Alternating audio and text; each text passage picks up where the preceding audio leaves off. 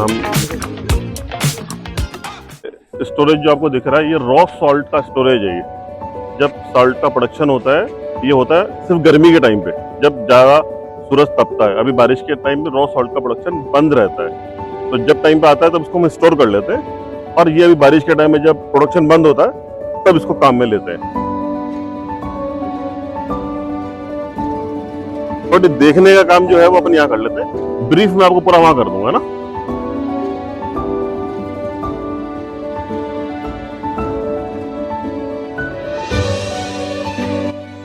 ये basically salt hopper है feed के लिए। जो रॉ सॉल्ट वहां से होता है वो ट्रैक्टर्स के द्वारा, पीछे ट्रैक्टर्स खराब होते हैं, इनमें भर के और यहाँ डायरेक्ट ऑटोमेटिकली डंप हो जाता है सॉल्ट। क्योंकि इतने सॉल्ट को मैनुअल तो डालना पॉसिबल नहीं है, तो ट्रैक्टर्स या डंपर्स होते हैं उनके द्वारा हम यहाँ डाल देते हैं इसको। और उसके बाद ये नीचे ये हॉपर बेल्ट लगा हुआ है, ये आपको दिख रहा है सामने बेल्ट। इसके द्वारा ये बेल्ट आगे प्रोसेस मशीन के अंदर सॉल्ट को लेके जाता है, वॉशिंग के लिए लेके जाता है। सॉल्ट को हम क्या कहते हैं, रिफाइंड सॉल्ट है। पहले जब आपने देखा होगा अपने दादाजी आप लोगों के टाइम पे तो रॉ सॉल्ट मोटा खाते थे, पिसा हुआ पैकेट सिस्टम था ही नहीं। मोटा नमक घर पे दादी और पीसती थी। अभी सब रेडी करके देते हैं, मतलब ऐसे कहते हैं कि औरतों के आराम का काम कर दिया हम लोगों ने।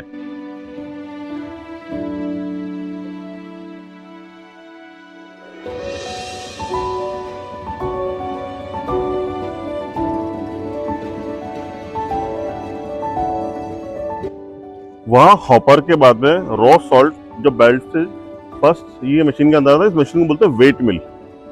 ये बेसिकली जैसे अपने घर में वॉशिंग मशीन होती है ना, तो अपन कहते हैं हाथ से मसलने वाला काम। जब तक किसी चीज को धोना हो तो हाथ से मसलना पड़ता है। तो वेट मिल के अंदर छोटे छोटे हैमर्स होते हैं जो सॉल्ट को मसल देते हैं, एकदम कुछ बारीक कर देता है, ताकि जैसे अंदर अगर कोई मिट्टी का पार्ट या किसी भी तरह की इम्प्योरिटी जो अंदर चली गई सॉल्ट के बनने के दौरान, क्योंकि बनने का जो प्रोसेस है वो भी इसका 100% नेचुरल प्रोसेस है, तो हो सकता है सॉल्ट के कण के अंदर निकल रहते हैं, पानी के स्पार्जर लगे रहते हैं। जैसे कि आपने घर पे वॉशिंग मशीन देखी होगी, उसमें कई ऐड देखा होगा, ये इधर से पानी आ रहा है उधर से पानी आ रहा है, तो वही सिस्टम इसके अंदर रहता है बेसिकली। इसमें प्रेशर से पानी जाता है तो नमक को ऊपर नीचे रोटेट करता है, तो जिससे कोई भी तरह की अगर भारी इम्प्योरिटी होगी तो नीचे बैठ जाएगी, और जो हल्की इम्प्योरिटी होगी वो ऊपर रह जाएगी। क्योंकि इन दोनों की प्रॉपर्टी अलग होती है। अगर नमक में सपोज कोई पत्थर आ गया तो पत्थर का जो वेट होता है वो नमक से ज्यादा होता है, तो वो नीचे बैठ जाएगा, तो नीचे डंप हो जाएगा वो। और अगर ऐसी कोई इम्प्योरिटी जिसका वेट नमक से हल्का है वो ऊपर निकल जाएगा, वो ऊपर थ्रू होकर बाहर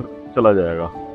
नमक जो प्योरिटी है वो बीच में से हम अलग सक कर लेते हैं उसको, तो भारी और लाइट वेट जो भी इम्प्योरिटी है वो अलग निकल जाती है। उसको वापस से सॉलिड करना पड़ेगा, क्योंकि नमक तो आप सॉलिड फॉर्म में काम में लेते हैं अपन। तो वो नीचे वाला पार्ट इसको आपके साइंस का जो फिजिक्स का सिद्धांत है कि जो नीचे बैठ जाएगा भारी होगा नीचे बैठेगा, उस सिद्धांत पे लेकर के थोड़ा हार्ड करते हैं। उसके बाद ये जो दो मशीन दिख रही है, ये मशीन को बोलते हैं सेंट्रीफ्यूगल मशीन, सेंट्रीफ्यूज। इसका काम क्या है, पानी और नमक को सेपरेट करना। जैसे अपना ड्रायर मशीन, जो वॉशिंग मशीन आपकी होती है घर पे, वो रोटेट करके करती है कि जब वो घूमेगा तो पानी छिटक के बाहर निकल जाएगा, आपका कपड़ा अंदर रह जाएगा और सूख जाएगा। तो वही काम इसके अंदर होता है कि नमक को वापस से पानी अलग कर देगा और नमक अलग कर देगा। लेकिन उसके बावजूद भी इसके अंदर करीब 4% जैसा मॉइस्चर रह जाता है। 100% ड्राई नहीं होता है, 4% जैसा रह जाता है। वो निकलने के बाद में इस बेल्ट के द्वारा यहाँ पे कुछ इसमें एंटी केकिंग एजेंट हम ऐड करते हैं, ताकि ये जमे नहीं। क्योंकि कुछ मॉइस्चर रहता है तो सॉल्ट का प्रकृति क्या है, जम जाएगा, आपस में बॉन्डिंग कर लेगा एक दूसरे पे। तो उसमें कुछ एंटी केकिंग एजेंट डालते हैं जो कि इसको जमने से रोकता है। उसके बाद ये आपको जो आगे दिख रहा है वो है ड्रायर। जो 4% मॉइस्चर रह गया इसको भी खत्म करना है। अभी आपके घर में जो सॉल्ट आता है वो एकदम ड्राई आता है ना, फ्री फ्लो एकदम, तो उसको फ्री फ्लो प्रोसेस करने के लिए ड्रायर है। इसमें गर्म हवा से हम इस नमक को पूरा सुखा देते हैं 100%, जो आपको फॉर्म में मिलता है ड्रायर। अब हो सकता है इसमें चूंकि यूनिफॉर्म मेटेरियल नहीं मिली आपको कि जो सूख तो गया, अब हो सकता है कोई दाना बड़ा हो, कोई दाना बहुत फाइन हो, तो उनके अलग अलग उपयोग है। कुछ मोटे दाने अलग इंडस्ट्रियल यूज में जाते हैं, जो फाइन सॉल्ट होता है वो अलग इंडस्ट्रियल यूज में जाता है। तो इस ड्रायर में से ये जो बड़ा मशीन दिख रहा है आपको, इससे हम एकदम जो फाइन डस्ट जो होती है वो अलग निकाल लेते हैं। फाइन डस्ट किसमें आती है, जैसे आप चिप्स वगैरह जो भी खाते हो, जिनमें ऊपर से बुरका जाता है सॉल्ट। बेसिकली जो जितने भी आप पाउच पैकिंग के अंदर नमकीन वगैरह खा रहे हो, उनमें सब में ऊपर लगाया जाता है मसाले, तो फाइन सॉल्ट उनमें काम में आता है। और ये फाइन सॉल्ट अलग निकाल लेते हैं उसमें से। और आगे ऊपर ये आपको चालने दिख रहे हैं बड़े बड़े, इन चालनों में क्या होता है कि जब वाइब्रेट करते हैं तो हमें जो इवन सॉल्ट जो कि अपने घरों में अपने को रिक्वायरमेंट होता है वो पार्ट अलग निकल जाता है, और उससे बड़ा अगर कोई पार्टिकल है तो वो अलग, जैसे कैटल फीड के अंदर हो गया या मुर्गी जो फार्म होते हैं उनके अंदर भी उनको, क्योंकि जानवर सॉल्ट की रिक्वायरमेंट सिर्फ अपने को भी है, जानवरों को भी उतनी है, क्योंकि सॉल्ट बेसिकली अपने अंदर जो एसिड बन रहा है उसको खत्म करता है। मतलब अगर आप ये कहेंगे भाई किसी ने सॉल्ट बंद कर दिया, मैं भी चीनी आप बंद करोगे तो आपको उतना नुकसान नहीं होगा, हो सकता है आपका कुछ एनर्जी, लेकिन अगर आप सॉल्ट बंद कर दोगे तो धीरे धीरे आपकी बॉडी एसिडिक हो जाएगी। ये आप तो सब साइंस जो बच्चे हैं वो जानते होंगे। तो सॉल्ट आपके एसिड को खत्म कर ले, सिर्फ आप टेस्ट के लिए सॉल्ट नहीं खाते हो, सॉल्ट हम अपनी बॉडी के सोडियम की रिक्वायरमेंट के लिए और एसिडिक पार्ट को खत्म करने के लिए भी काम में लेते हैं। तो वो जो अपने रिक्वायरमेंट सॉल्ट है वो हम अलग निकाल के वो फाइनल पैकिंग के अंदर अलग चला जाता है। इसमें 3-4 तरह के निकलते हैं सॉल्ट, जो कुछ इंडस्ट्रियल में जाते हैं और जो बिल्कुल सबसे फाइन पार्ट है वो अपने डोमेस्टिक यूज के लिए काम आता है। सॉल्ट का जो टोटल प्रोडक्शन होता है उसका ओवरऑल अपन इंडिया बात करें तो सिर्फ 18% सॉल्ट ही डोमेस्टिक कंजम्पशन में काम में आता है, बाकी 82% सॉल्ट इंडस्ट्रियल यूज में चला जाता है। सॉल्ट का इंडस्ट्रियल यूज डोमेस्टिक यूज से कहीं ज्यादा है, और विश्व के अंदर आज भारत सेकंड हाईएस्ट एक्सपोर्टर है सॉल्ट का।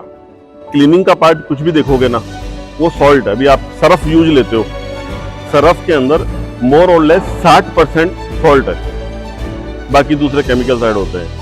ऐसे ही जो इंडस्ट्रियल कपड़ा वॉशिंग जो होता है वो इससे नहीं करते, डिटर्जेंट से नहीं करते, वो सॉल्ट से ही वॉश करते हैं। जो भी कपड़े पे कलर चढ़ाया जाता है उस कलर को पक्का करने के लिए सॉल्ट के पानी में डुबाया जाता है।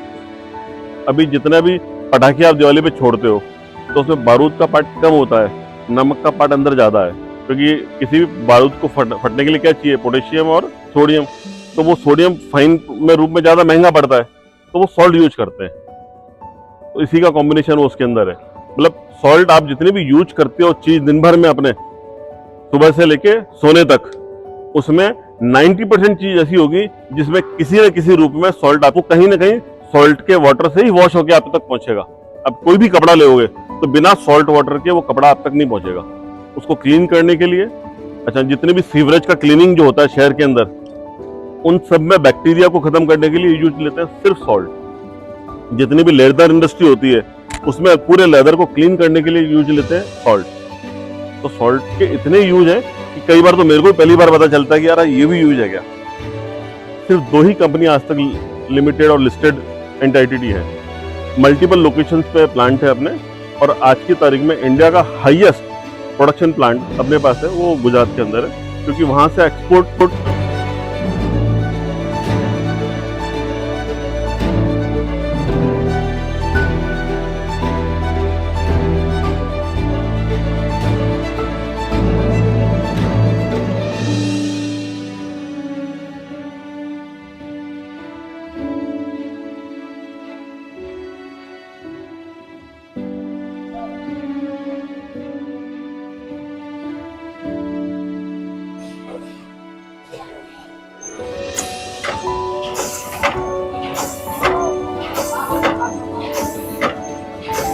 सॉल्ट जो फर्स्ट वहां हॉपर में डलता है ना, उसके बाद में कहीं पे भी मैनुअल हैंड के टच में नहीं आता है। वो डायरेक्ट पैकेट में पैक होने के बाद में ही अपने हाथ में आएगा। अगर जो फर्स्ट हॉपर में अपन ने सॉल्ट डाल दिया वो आपने क्वालिटी देखा, और अब जो ये पैकेट में जो क्वालिटी है इसका आप देखोगे, क्योंकि इस पूरे प्रोसेस में कहीं पे भी ह्यूमन हैंड सॉल्ट के टच नहीं होता है। प्लांट पूरी तरह से ऑटोमेटेड है। लास्ट में आपको हाथ में थैली, ये मशीन ऑटोमेटिक है, ये 1 किलो वेट जो भी हम वेट चाहते हैं, आधा किलो या 1 किलो, वो वेट में पैक करने के बाद में ही अपने हाथ में सीधा थैली आएगा। तो उनकी पैकिंग पहले 50 किलो पैकिंग चलता था, अभी उनका 25 किलो पैकिंग के अंदर आपको हर किराने की दुकान पे करीब करीब मिल जाएगा। अब वो क्वालिटी आपने देखा, अब मैं आपको ये क्वालिटी यहाँ दिखा रहा हूँ। इसका वैसे सेलिंग प्राइस तो इस पे 30 रुपए रखा हुआ है, लेकिन हम ये यहाँ पे से 5 रुपए किलो में बेचते हैं। रसोई का सबसे सस्ता मसाला और इसेंशियल मसाला, क्योंकि आपके किचन के अंदर अगर मिर्ची खत्म हो गई तो भी आपका फूड बन जाएगा, हल्दी खत्म हो गई तो भी आपका फूड बन जाएगा, धनिया खत्म हो गया तो भी बन जाएगा, लेकिन अगर आपका नमक खत्म हो गया तो आपको फूड बनना मुश्किल हो जाएगा। और कई लोग इसके कई नाम है।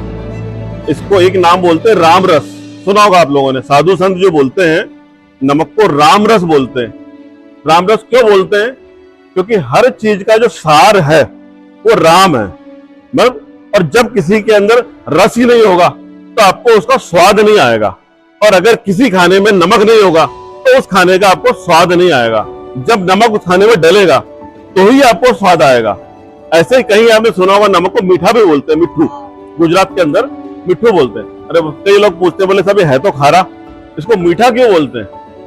तो किसी दिन आप बिना नमक का खाना बनाओ तो आप क्या बोलोगे? फीका है। कोई ये थोड़ी बोलता है कि खारा है। नमक होगा तो स्वाद होगा, तो सारे रस उसमें आ जाएंगे। मेरे को पैकेट पे 5 पैसा भी बचता है तो मेरा टर्नओवर इतना ज्यादा है कि उससे मेरा सब रिकवरी हो जाता है। सबसे सस्ता मसाला है। अब इसकी क्वालिटी देखना चाहेंगे कोई? वो हमारी लैब है ऊपर। हर एवरी 15 मिनट जब प्लांट चालू रहता है तो जो फूड का या इंडस्ट्रियल सॉल्ट का जो सैंपल है, हर 15 मिनट पे हम सैंपल लेते हैं। उसका पूरा एनालिसिस हमारे पास में आता है कि भाई इसकी क्या स्थिति है। हर 15 मिनट के अंदर उसमें उसका आयोडीन का लेवल चेक किया जाता है। उसमें उसका, जैसे इसमें और भी कई मिनरल्स होते हैं, हो सकता है जो कुछ पार्टिकल रह गए जिसको वाटर इंसोल्युबल बोलते हैं, तो कुछ ऐसा इम्प्योरिटी नहीं रह गई हो तो उसको भी हम चेक करते हैं। इसमें मैग्नीशियम भी रहता है, इसके अंदर सल्फेट भी रहता है, तो उन सभी का क्या लेवल रहना चाहिए। तो हर 15 मिनट के अंदर हमारे लैब के अंदर हमारा केमिस्ट रहते हैं, वो चेक करते हैं। और प्लस क्वालिटी वो मेरे को दिखाते हैं पूरा वीडियो बना करके कि सब अभी क्या क्वालिटी चल रहा है, ताकि अगर हमको लगे कि कहीं ये क्वालिटी डाउन जा रहा है तो हम उस प्रोडक्शन को रोक करके इंडस्ट्रियल में डाइवर्ट कर देते हैं।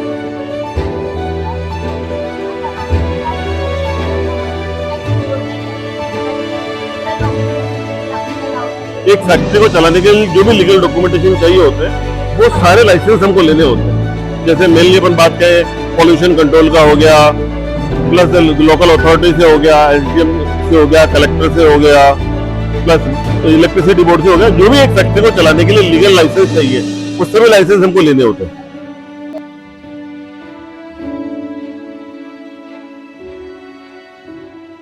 पहले रुपयों की जगह काम में लेते थे और अंग्रेजों ने इंडिया में सॉल्ट प्रोडक्शन में बैन कर दिया था, और पूरी तरह से सॉल्ट पूरी तरह से टैक्स फ्री है।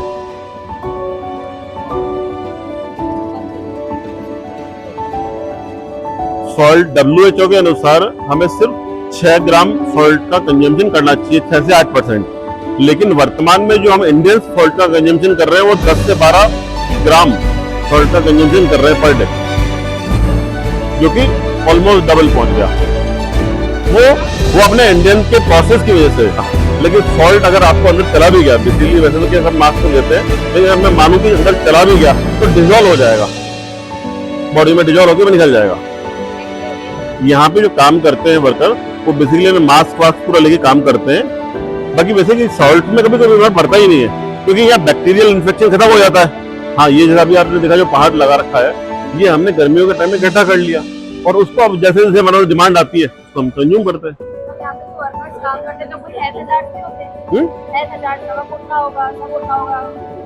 नमक से कभी कोई बीमारी होता नहीं है। लास्ट से लास्ट जो बीमारी होता है थोड़ा सा बीपी बढ़ जाता है बस। तो आदमी थोड़ा सा गुस्सा कर सकता है बीपी बढ़ने से, तो उसके लिए हम उसको शिफ्ट वाइज रेस्ट दे देते हैं कि 8 घंटे की शिफ्ट है वो रेस्ट करना है। और जैसे बीच बीच में हम महीने में प्लांट जो करते हैं रन, वो 20 से 22 दिन ही रन करते हैं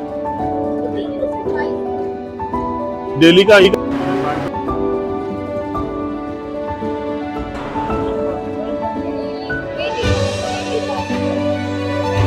हाँ, ये सिर्फ इस प्लांट का, जैसे मेरे Gujarat 1500 ton per day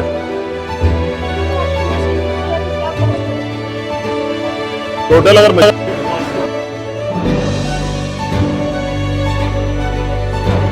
latest plant जो लगाया है गुजरात के अंदर लगाया है, उसकी कॉस्टिंग हमको 80 करोड़ करीब पड़ी है। बताइए कि बाहर रखा हुआ जो सॉल्ट होता है तो बारिश के पानी से और बढ़िया फिल्टर होता है, मतलब उसमें गलन तो हुआ लेकिन उससे ये और फिल्टर होता है और प्योरीफाई होता है।